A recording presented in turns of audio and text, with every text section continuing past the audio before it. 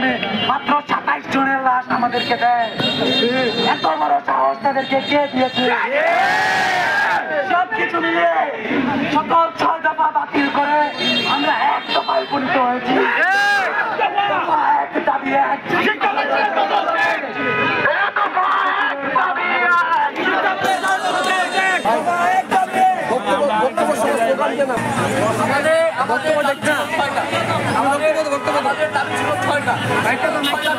আমরা এক দাবিতে মূলত হয়েছি, দফা 1 দাবি 1 শিক্ষা ব্যবস্থার পদক্ষেপ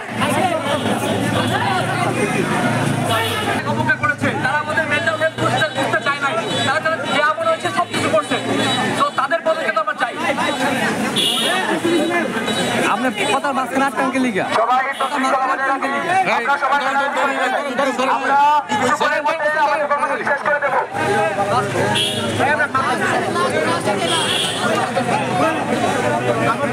সংগ্রামী ভাইয়েরা আমার, আমরা দেখেছি শিক্ষা মন্ত্রণালয় থেকে আমাদের উপর কিরকম জুলুম করা হচ্ছে।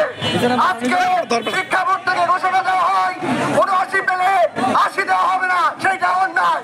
কিন্তু আজকে ১০০ জন মারা যায়, সেখানে ঘোষণা করে ২৭ জন, সেইটা কি অন্যায়?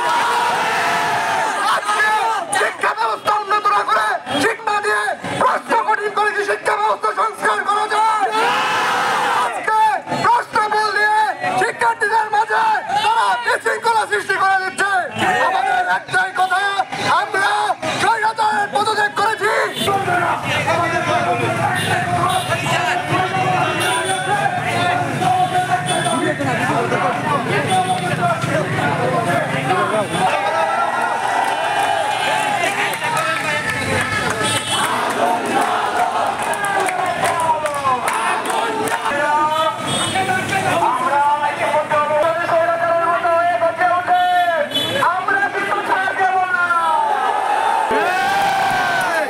আমাদের রক্তের উপর পা দিয়ে আপনি চেয়ারে বসেছেন।